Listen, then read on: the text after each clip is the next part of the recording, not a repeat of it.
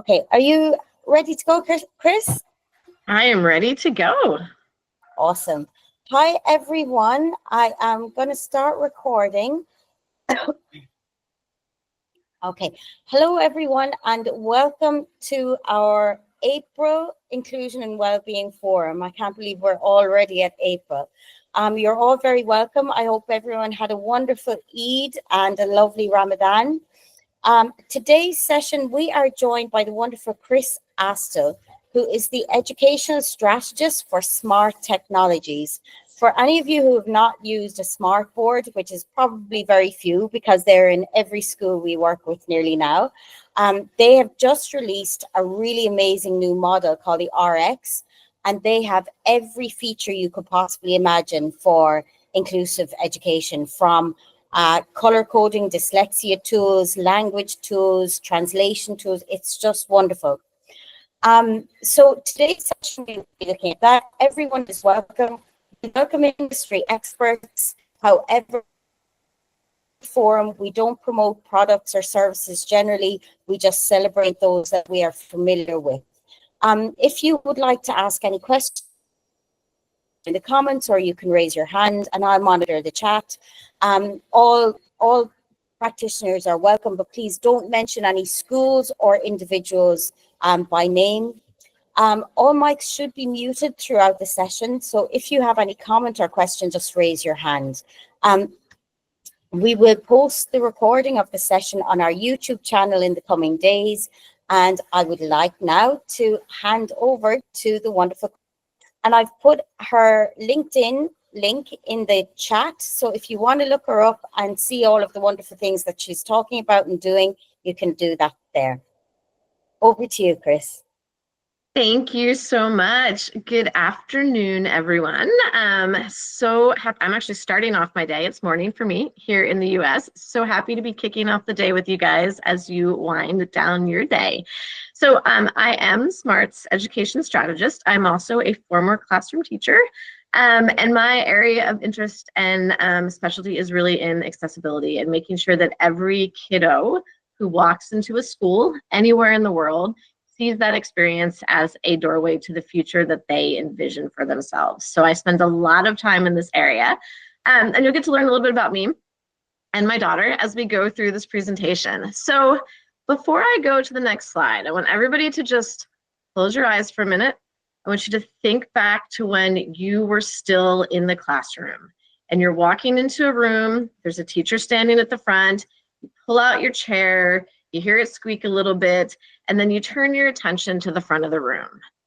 Now, imagine if while you were in there and every time you tried to read, it was just confusing and you couldn't figure out what was happening and words were jumping around and refusing to make sense to you.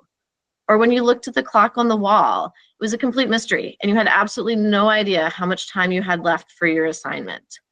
You try to focus, but no matter what you do, you just can't stay in tune with what's happening in the lesson. You're trying to do math, but numbers are just a foreign language and you don't speak it. And you end up feeling like you don't belong.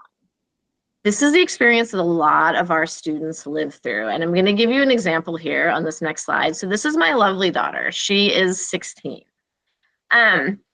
She's been diagnosed with dyscalculia, anxiety, and depression. And until her 15th birthday, she could not envision a future for herself. She actually came to me one day and said, "Mama, who is going to want to hire me? I'm not smart." And here's the challenge. She's brilliant, but her brain processes information differently from other students around her. And because she really struggled with math, and sometimes her teachers thought she was lazy because she is a brilliant, well-spoken girl, she really thought that she just couldn't do school. And what happens to our kids like that is they just can't imagine where they're going and they get frustrated and they shut down. And so what I'm going to talk about today are ways that we can help make sure that doesn't happen in our classrooms. But before I do that, I'm going to start with a story about my horse. So in the picture here with the horse and all of the kiddos, you see my lovely horse. Her name is Feather.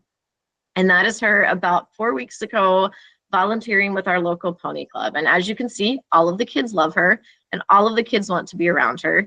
And in general, she is a bundle of delightfulness.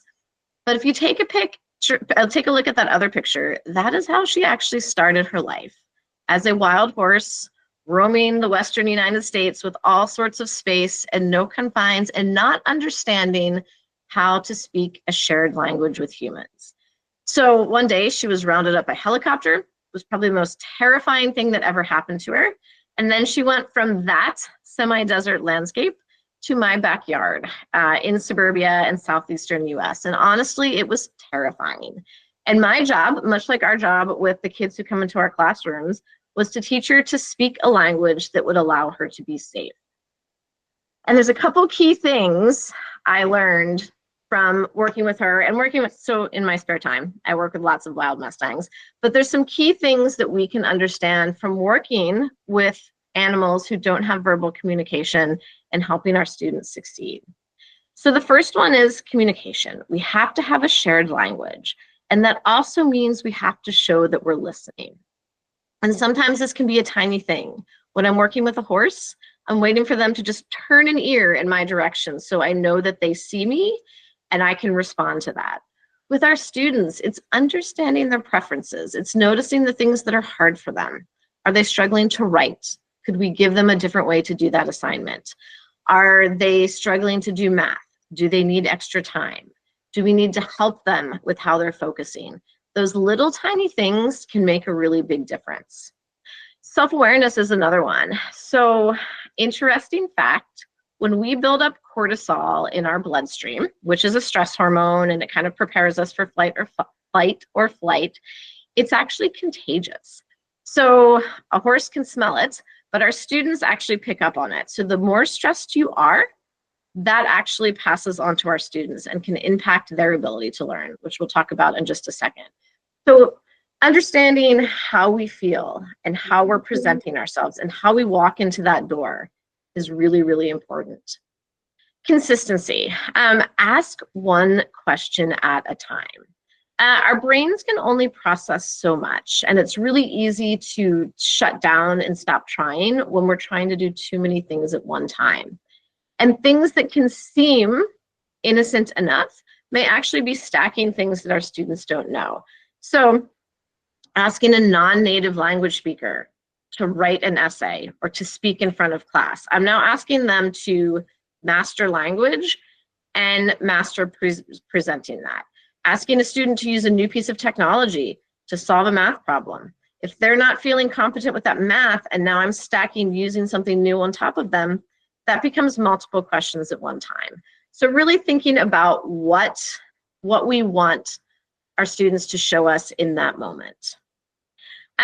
Patience. So as hard as it is to believe sometimes, our students do not come into our classrooms wanting to misbehave. And misbehavior is always a symptom of something else.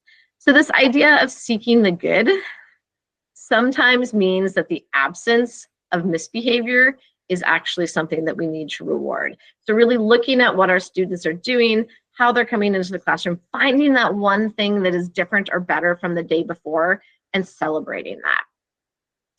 So teamwork. Doing something as a team and doing something together are not always the same thing. And this is where, particularly with our students whose brains work a little bit differently, finding the things that they do well, finding the things that excite them, and building that into an activity where as we're doing things together, everyone has something to contribute can go a really long way towards engaging these students in the classroom. And then this idea of consent. As much as we want it to be, the agenda isn't always ours. And that's because our brains aren't always ready to learn.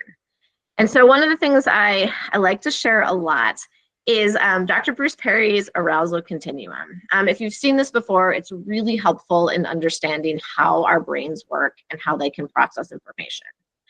And so if you look at this, we've got kind of the state of the brain's arousal, the ability of thought we're able to process, and how we may respond to that. So when students come into our classroom and they are calm, that is the only time they are capable of abstract thinking. And this is really the only time they're capable of storing new information with concrete retrieval pathways in their learning process. As soon as they start moving up this continuum, so when they're alert, and this could be something that's happened outside of your classroom. Kids bring a lot of stress with them. For our neurodivergent learners, it really can be just feeling different and out of place. So when we get to this state, our kids can really only do concrete thinking. So that is things that they know. It is recalling facts. It is not really any type of creation, critical thinking, or problem solving. And then when they get any farther down this continuum, alarm, fear, terror, that's it. They're done thinking. And even it's alarm state too. When we start to get emotional, those emotions can actually disrupt the way information is stored in our brains and the way that they can get information out. So anytime they're in this place, they're not learning. And this is when you see the behaviors, the children who kind of stare and don't respond, the kids who run out of the classroom, or the kids who will do anything they can to redirect attention. And that may be arguing, yelling, getting into a fight. And this is just their brains trying to feel better in a difficult situation. And so what this means is we really do need to think about the pace and the place of learning for our students, because sometimes, despite our best efforts, they walk into the classroom and they aren't ready to learn. And that's the beauty of technology, is how can we give them the space to come to that learning when their brain is ready to do it. And so to understand that and understand how we can help as well, I'm going to talk a little bit about some of the key neurotransmitters in our brain and how they impact learning.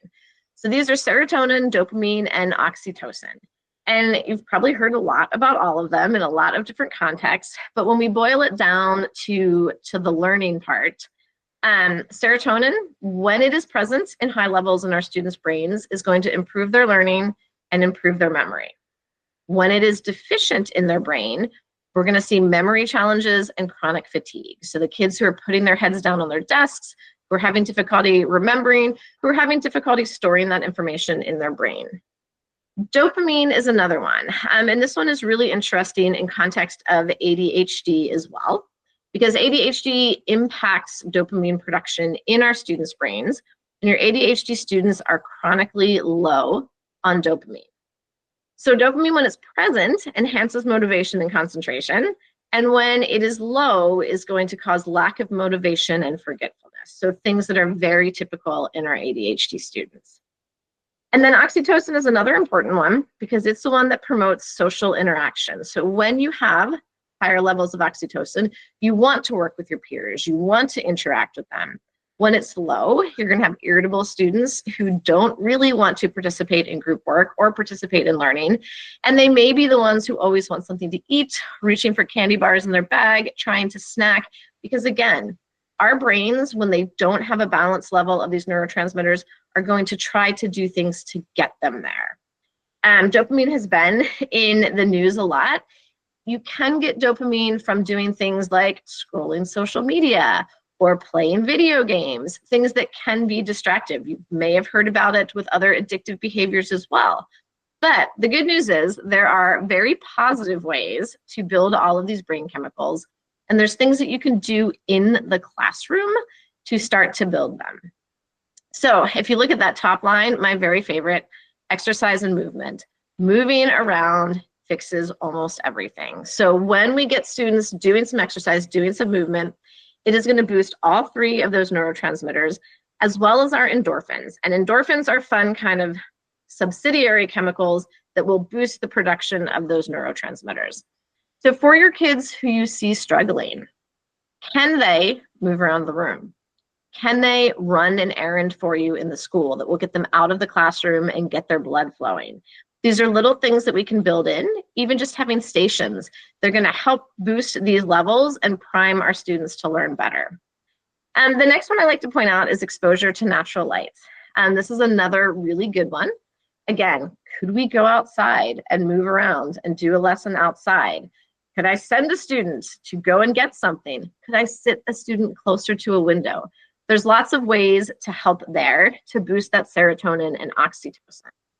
And then if you look at the dopamine, creation and setting and achieving goals are really powerful ways to boost dopamine in a positive way. So allowing students to have some input into how they show their work product. What interest could they bring in? What different or unique way could they use to show that work? And that is going to automatically boost that dopamine. helping them track goals and celebrating those achievements is going to help them as well.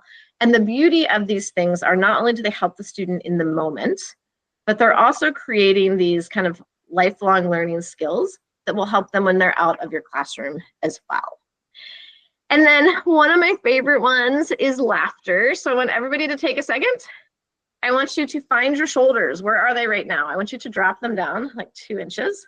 And I want you just to smile and breathe and relax for a moment. And the more you smile and the more you breathe, I bet you will find the more your shoulders drop. This is a really, really powerful tool. And I've included one of my horses smiling here because that just makes everyone laugh. And this quote, that laughter is the shortest distance between two people. There is so much to be said for standing at your classroom door and genuinely smiling as your kids walk in. Because like I said, cortisol is contagious. We can start to boost and share a lot of these positive brain chemicals. And you just having that body language set of open, soft, welcoming is going to change things for your kids.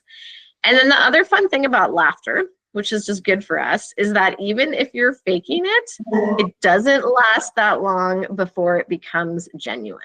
So how do you find time to build that into your classroom, to really just lean into enjoying that time together, to celebrating small wins? It can shift so much for your kids. So universal design for learning. When we were thinking about our educational experience and we're thinking about how do we serve all learners, universal design for learning is really like where I gravitate to. How do we design the experiences we're creating in our classroom so that everyone benefits from them? And things I like to think about there. All of our kids have different needs. Our individual kids have different needs from day to day. And we know this. We don't show up to work feeling the same every day. There are different things that are happening in the backgrounds of our lives and the backgrounds of our kids' lives that come in and just shift how their brain is wired and how ready their brain is to learn. But if we look at the things that they need to see in that classroom so that they can meaningfully engage, number one is meaningful communication with their teachers and with their peers. And so this really brings us back to show you're listening. As we know that one size fits all education doesn't work. So let those kids have a voice in what is working for them and what isn't working for them. Letting the kids see themselves in the learning. The more we offer them ways to express themselves, to show their passions, to show what they're interested in, that's boosting dopamine in a very positive way, and it's connecting kids to that learning experience.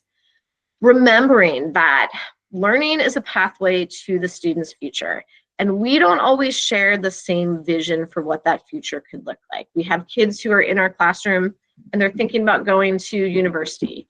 We have kids in our classroom who may want to go into some sort of apprenticeship program. We have kids who really just want to get out of school and start doing hands-on work because that's how their brain works.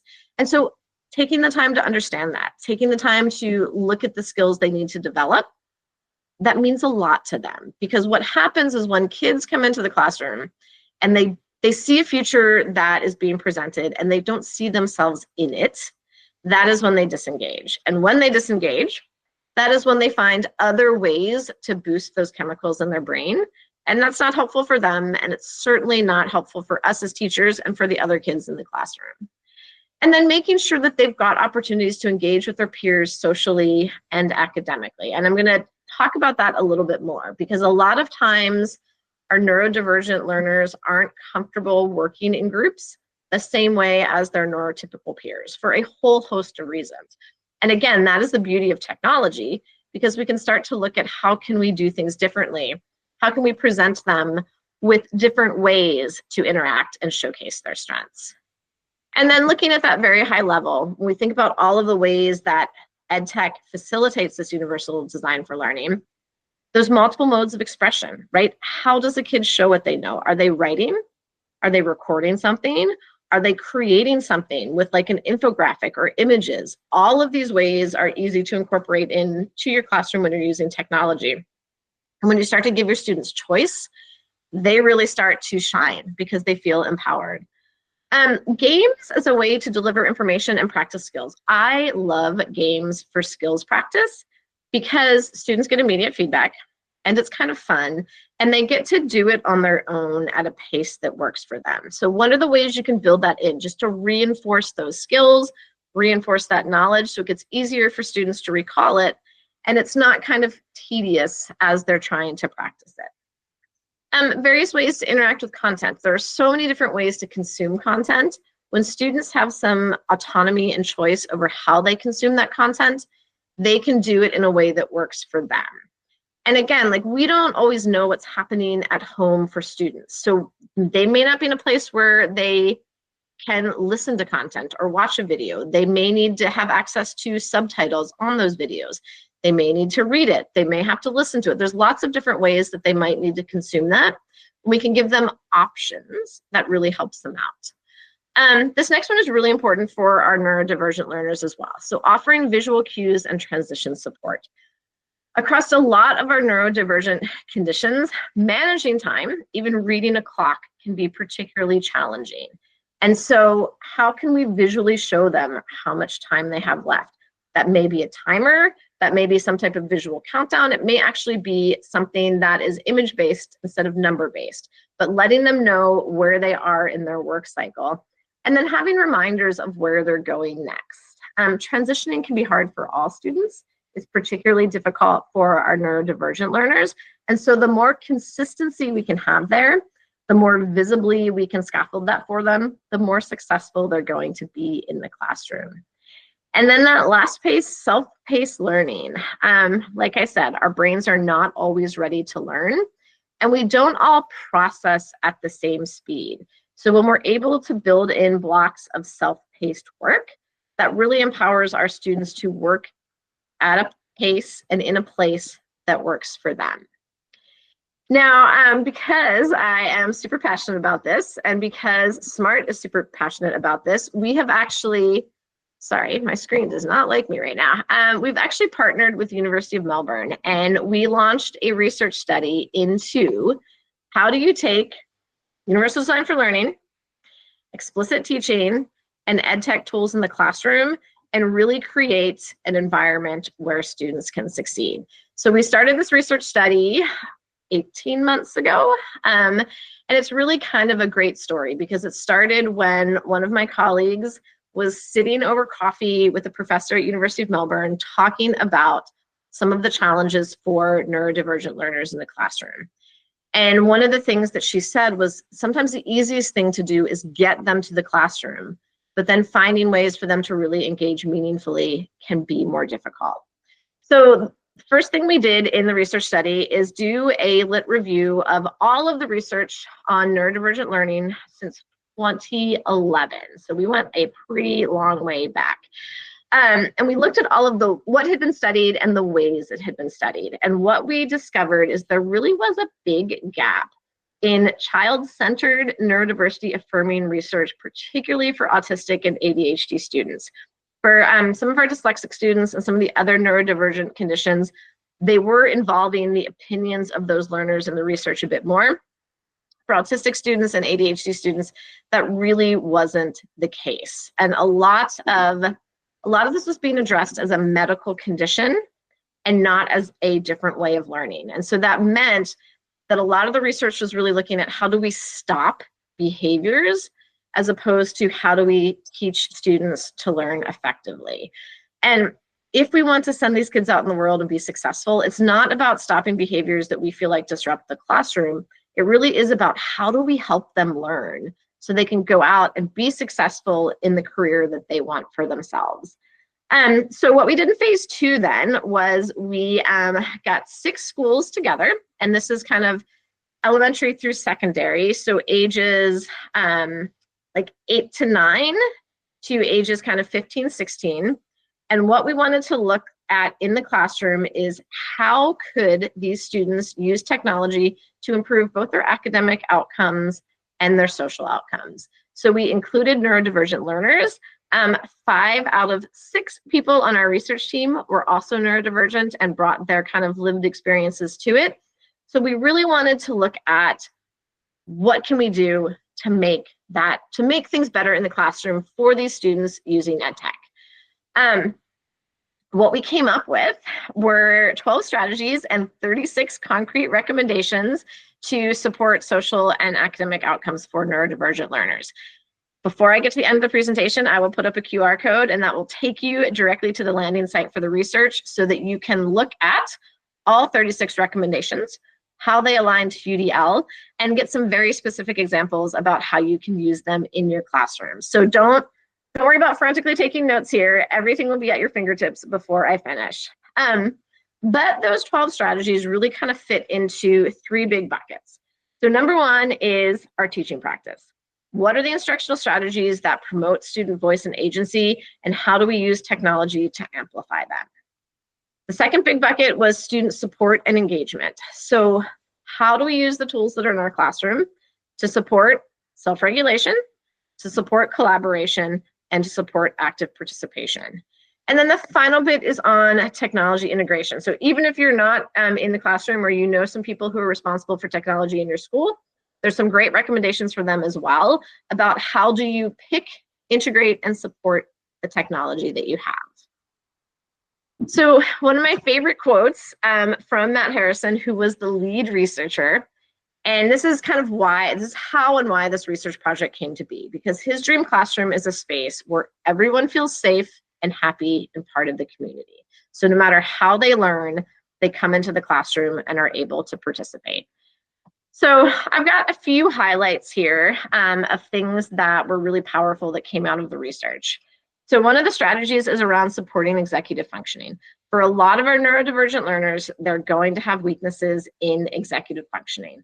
I see that every day in my own lived experiences. I see that in my daughters as well. Like, we need different ways to organize things so that we can stay on top of that.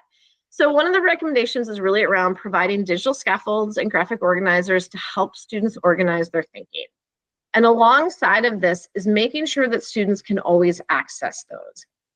So as we're using digital technology, as we're working with different tools, students being able to go back at any time and grab some of the resources they've already used will help them with that information.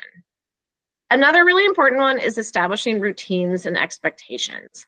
So the more consistent an experience can be, the more likely our students are to succeed. And so this is using things like visual timers. This is using things like whole class check-ins during independent work. This is setting up our classroom so that every day we're using a consistent set of tools, we're using them in a consistent way, so students aren't wondering what's happening next. And if you think back to what I said, number 1, about asking one question at a time, and also about Dr. Perry's arousal continuum. If I am a kid and I come into your classroom and I do have some executive function challenging, and I know we've got an assignment, but I'm really worried about what we're doing next. Are we doing math next? I'm terrible at math. I hate math. Are you going to call on me? All of these things start happening in my mind. And whatever we're doing right now that's right in front of me, that's gone. I'm not storing it. I'm not processing it. But if I know consistently what is going to happen, we are doing language arts right now. We're going to do whole class work. We're going to activate some prior learning. We're going to move into independent work. We're going to wrap up with group work. We're going to have a 10-minute break. We're going to go into the next class. If I can count on that, that lowers so much stress in my brain. And when that stress is lowered, then I'm much more prepared to learn. So I think back to like my time in the classroom, and it's always a tricky balance, right? Because everything that I've said today is also true about our brains as teachers. We are not just machines and robots that go in there and teach kids. We have to support ourselves as well. And I think when I first started teaching, I really was like, I've got to make this interesting. I've got to shake it up. I've got to keep things different so that my kids come in and they're still excited and engaged. And actually, that's harder on all of us, right? It's harder on me as a teacher because I'm doing more work. And it's harder on the students because they're not sure what's coming next.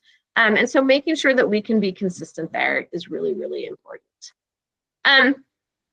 One of the things that came out of the research as well was looking at group work and consistent group work experiences. Now, like I said, if you are a neurodivergent learner, sitting in a group with 4 of your peers may be distracting for you.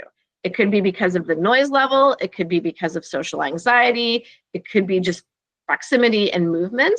And that is where ed tech can really be beneficial, because imagine if you could participate in a group because you've got a shared digital space, but you don't actually have to be physically in that group to participate.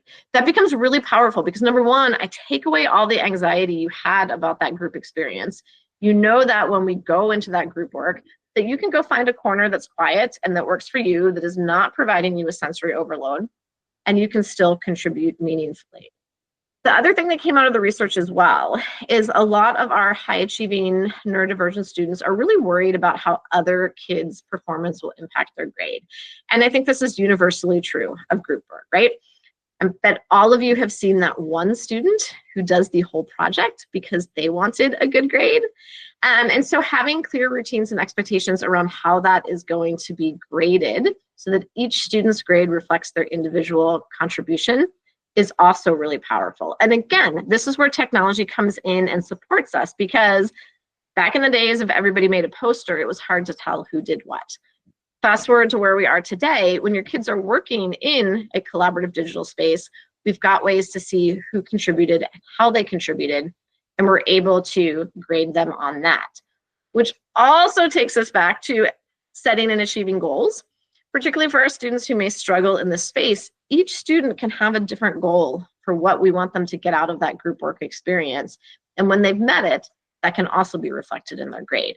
So technology lets us do a lot of amazing things here. So the next strategy here is on elevating student voice and agency. So providing choices that allow students to demonstrate their knowledge or skill. And this is where letting students have a voice. It is not necessarily on us as the teachers in the classroom to come up with all of the possible options, because that's exhausting. ChatGPT is happy to help us and is an amazing place to start. One of the things I sometimes like to do is, if I have a student and I may not know exactly what challenges they're facing, so maybe I've got a student with dysgraphia, ChatGPT will give you some quick suggestions on things you might want to be aware of, and maybe some quick suggestions on ways that student might want to show their learning. But going back to that student themselves and asking them, you'll be surprised what you hear. And again, knowing in our mind, what is the one question I'm asking? What do I need those students to demonstrate? And if they give me a really creative way that I've never thought of to demonstrate that, if it is going to allow me to check that box of what am I asking, then it's such a powerful way to engage that student and get them excited about their learning, to let them showcase it in a different way. And then this last one is deploy sustainable solutions. So there's so many pieces of technology available out there right now. And we have to think about the cognitive load for both teachers and students. So the more different types of devices that are in the classroom, the more different experiences a teacher has to account for when the students are consuming the information. So we need to have enough tools that we can achieve all of the educational goals we're striving towards. But sometimes we don't need diversity just for diversity's sake. We want to not lose time finding chargers, trying to figure out why this looks different on one student's screen than another. So making sure that we really do have a sustainable solution, that teachers are trained on how it works and they know how it integrates with the curriculum that they're teaching. Now, the other really powerful piece about this as well, if you have a pretty consistent suite of tools in your classroom, I bet you they all have some really great accessibility features. And what is really helpful to all students, so thinking back to kind of this UDL piece, is that how do we make sure every student in our classroom knows all of the accessibility features that are available to them through the product that they're using? They may not all need them every day, but if they know that they are there and they know that they can select and use them when needed, now we've got a whole lot of normalized access to support tools.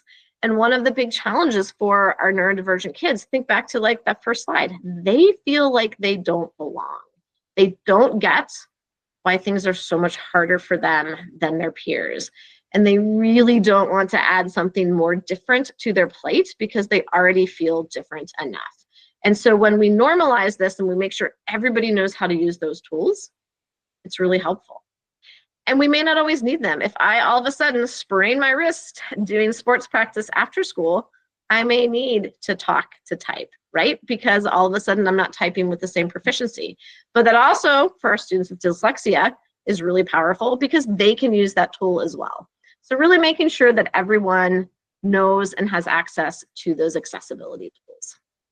So I'm going to give you a few statistics on why this matters. And I bet you guys know some of these. I really can't steer my PowerPoint today. So classroom impact. 20%, just 20% of the population has a diagnosed neurodivergent condition. A lot of these are so invisible though. I think back to when I was in the classroom and how many students I saw struggle and I didn't know why. And now I'm like, oh, I bet that student had dysgraphia, or I bet that student had dyscalculia. There's so much out there that we don't see. But even with our 20% of diagnosed, that is 1 in 5 kids. So the more we are doing to support learners in the classroom, the more successful they are going to be. And this matters because when we talk about the impact on companies and economies, we know for a fact that increasing workplace diversity increases a company's bottom line by 19%, and teams that have neurodivergent members can be 30% more productive. Now I'm going to share another statistic that kind of breaks my heart. 80% of autistic and ADHD learners are either underemployed or unemployed. And that underemployed bit is actually what really makes me sad, because these are kids who thought they couldn't do something or didn't get the skills to understand how they learn best, to scaffold for executive functioning, to really reach their potential. And so they're not doing the thing that they dreamed of doing. And that's kind of heartbreaking.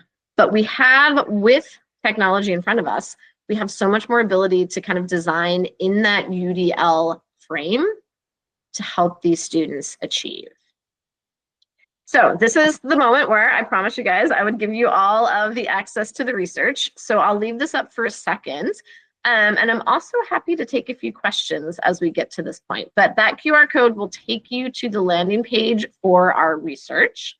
There's a couple really great resources there. And I actually, I'm going to jump to that page for just a second. So let me see if I can do the magic of changing my screen sharing. And perhaps, Kris, you can share the link and I'll put it in our email tomorrow. So I send out an email after each of our forums with the links to the videos, and I'll put all of those links in there as well. Absolutely. All right. Yeah. I am. I don't think it's sharing my tab, is it? No, not yet. Does anyone have any questions, guys? There's nothing in the chat, I don't think. I know 1 or 2 people had put their hand up during the session.